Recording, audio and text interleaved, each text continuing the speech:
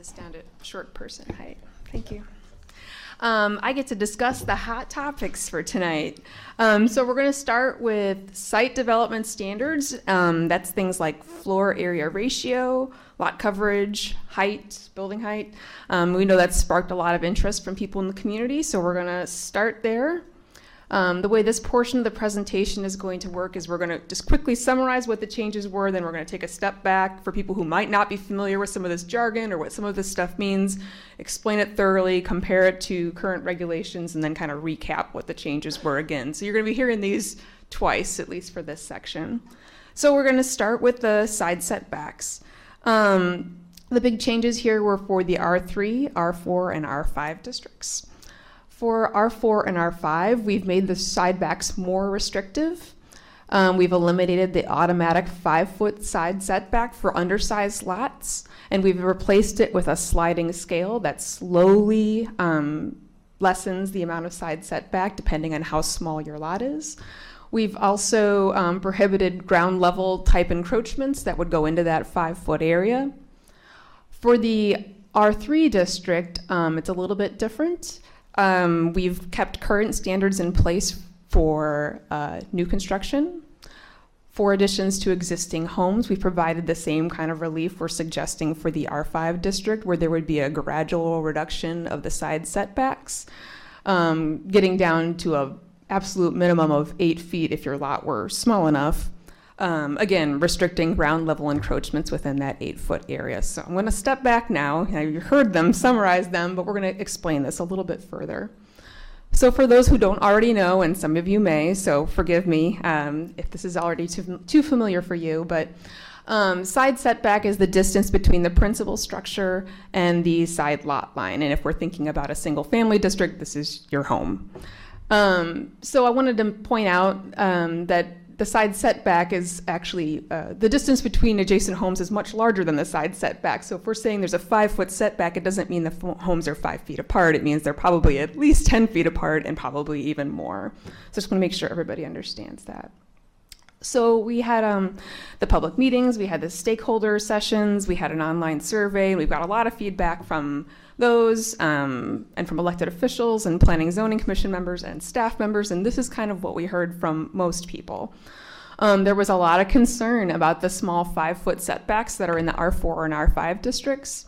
Additionally, people are really concerned about the encroachments that are allowed in those, and I'll explain that in just a second. Makes homes feel like they're even closer, and in some cases prevents people from even walking from their front to rear yard because there's so little space between homes.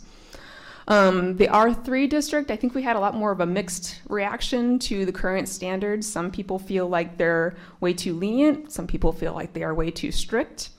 And then there's some concern about the variances that are being granted for side yard setbacks. Some of those are being determined on a case-by-case basis because the zoning code really doesn't address the situation on the ground with a large variance in the size of lots in some of these districts. So this is how your current regulations work. It's based on the district you're in and also the lot width of your property. I'll go through R1 as an example. In the R1 district, if your lot is 150 feet or more, that's the minimum lot width shown up there, your standard side yard would be 25 feet setback. If your lot is smaller than 150 feet wide, you would follow what we're calling the modified side yard in the last column here. And again, this is kind of that sliding scale concept that we talked about. This is already in place for these districts. So as your lot gets smaller or narrower and narrower, your side setbacks get smaller and smaller to the point at which you could theoretically get down to as small as 12 feet wide. There's actually 3 kind of systems in place right now. So R1 and R2 operate that way. R3 is a little bit different. The minimum lot width in that district is 100 feet wide.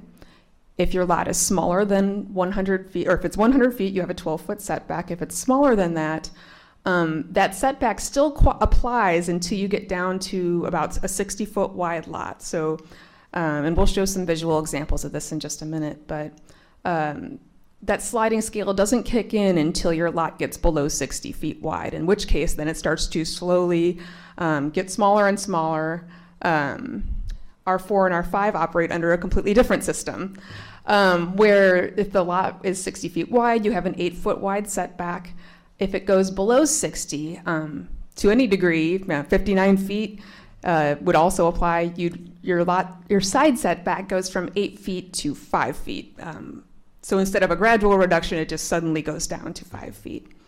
I talked about encroachments a little bit before. I just wanted to show you kind of what those are and what's allowed within your side setbacks. You've got roof overhangs, sills, belt courses, architectural features. These are usually things that are kind of up in the air. I don't think we're as concerned about those types of things.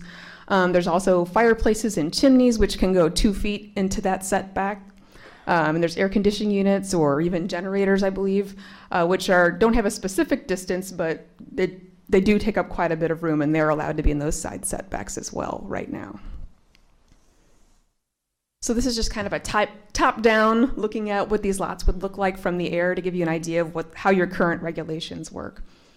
So for R4 or R5 districts, a 60-foot wide lot would have that 8-foot setback. You can see it on each side of the lot there. You would also be allowed to have those encroachments that I just mentioned. As soon as the lot gets below 60 feet, the side setbacks get reduced to 5 feet, and you're still allowed the same encroachments as previously. So that's how your code's currently working. For R3, the 100-foot wide lot, which is the standard width by code, you'd have a 12-foot side back with those encroachments that we talked about. As the lot shrinks, the side setbacks remain the same for quite a while. 90-foot would still have the same, 80-foot, 70, 60-foot would still have the same. So as the lot shrinks, you're still required to have 12-foot wide setbacks until you get below 60 feet, and then it starts to shrink very gradually, and the encroachments are still allowed. So new regulations. We didn't hear anybody complaining about R1 and R2, and we left them as they are. They're clean and predictable. So we focused on the R3, R4, R5, where we heard a lot of feedback from the public. What we've recommended is for R3, like we said, we got a little bit of mixed feedback from the public on this one. For new construction, we're leaving the current rules in place, the ones I just described. There will be no provisions for relief for lots between 60 and 100 feet wide. But for additions to existing homes, we are recommending that sliding scale system that's already in place in R1 and R2, and that we are recommending for R4 and R5, where the side lot width would gradually get reduced as the lot gets smaller and smaller, but not going smaller than 8 feet. In addition, we are recommending that encroachments would not be allowed, ground level encroachments would not be allowed in that 8-foot setback. In R4 and R5, we're recommending a sliding scale. So as a lot gets smaller, the side setback doesn't suddenly drop from 8 feet to 5 feet, but rather gradually reduces as the lot gets smaller and smaller, getting theoretically down to a 5-foot wide setback, but that would only occur on very small lots, and I'll show you that in just a minute. We're also recommending eliminating ground level encroachments within that 5-foot setback. So that 5 and 8 feet would be a completely clear area between the lot and the home itself, or the lot line and the home itself. So I'll just show you the top view again of the new compared to what it was before. So for R4 and R5, we've got kind of your standard situation over here. A 60-foot lot width would have an 8-foot side setback, and you would be allowed to have the encroachments just like you are now. But if you have an undersized lot and maybe it's just 1 foot smaller than required by code, your side setbacks would be reduced a little bit, but it's not 5 feet. It's more like 7.67 feet. And in that case, you'd still have some room for those setbacks, and you'd have a bigger setback than you would under your current code. As the lot continues to shrink, the situation changes, the side setbacks get smaller. As you start getting around 50 foot wide, your encroachments are going to start to be limited. Instead of having 2 or more feet, you have maybe 1.5 feet. As the lot continues to shrink, eventually those encroachments will no longer be allowed. So if you had a really small lot, and I believe some of these do exist here, some of these lots get as small as this, a 38.5 foot wide lot could get down to that 5 foot wide side setback. and would not be allowed to have any encroachments. And for R3, again, new construction, the way it came out of committee is we left that as is. But for additions, we recommend having a sliding scale, just like all the other districts. Whereas the lot got smaller and smaller, the side setbacks would gradually be reduced. If they got small enough, you would no longer have room for those encroachments. Okay, we made it through side setbacks. Step 1. Let me switch my notes here. So we're going to move on to a couple more site development standards, and then we'll switch to another topic. Here we're going to talk about the B2 building height, floor area ratio, and lot coverage. So I'll follow the same system as before. I'm going to really quickly highlight what the changes were, and then we'll take a step back and kind of describe the current regulations and how they compare to what we're doing here. So building height in the B2 district, this is your primary district downtown. The committee did explore the possibility of raising the maximum height in the B2 district up to 75 feet for mixed-use projects, but this is where we ultimately landed.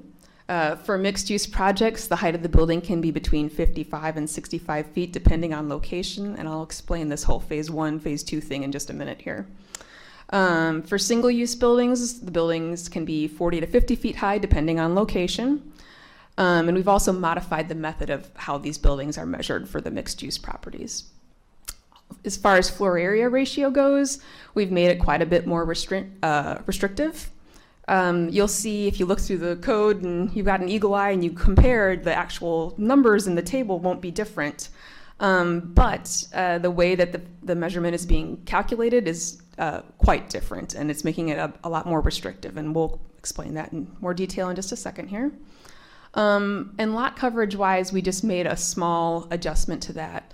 There's a provision in the current code where 300 square feet of an unenclosed front porch is not counted towards those calculations. That's been reduced to 200 square feet. So I'm going to step back now and explain a little bit more what we did here. So B2 is kind of the primary commercial district in your downtown. It allows for mixed-use development, either within one building, so like commercial on the first floor and residential above, or they also have a mixed-use multi-building type thing where maybe one building is all residential, but it's attached to or adjacent to another building that has some mixed-use component. This was not a big topic in the online survey or in the public meeting because we were focusing on single-family infill, which seems to be where everybody's interests were. So as far as feedback received and why we decided to address this issue is we're just trying to, again, align the code with the plans that have been done recently. And here's what some of the plans we're talking about. Things like encouraging high-density mixed-use development in appropriate areas. The strategic plan talked about reinvigorating underutilized areas of Kirkwood. The downtown master plan talked a lot about attracting young affluent households and providing a more modern multifamily product that they're looking for. And during some of these planning projects, the height of B2 buildings came up as an opportunity to achieve these goals. So before I show you the before and after as far as the code goes, I wanted to talk to you a little bit about the phase 1 and phase 2 streets because that's an important component of the language that we have. So this is a map that was from your downtown plan. It shows what is a phase 1 and what is a phase 2 streets. The solid lines are phase 1 streets. The dashed lines are phase 2 streets. And you can see kind of the core area of downtown. You can kind of see that circle haze around it. Those are all considered phase 1 streets. Those are the areas where the height, and you'll see this in a moment, is a little bit lower. I think the idea for it to be more compatible with the historic properties that are already in place.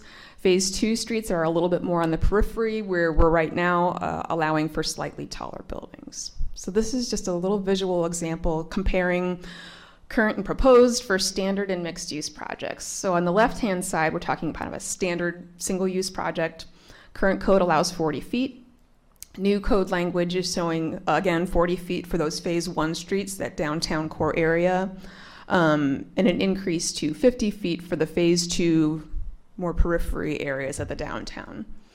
For mixed-use projects, the current code language is for 60 feet, and kind of split the difference here. So in the new code language, phase 1 streets in that core downtown area has actually been decreased to 55 feet.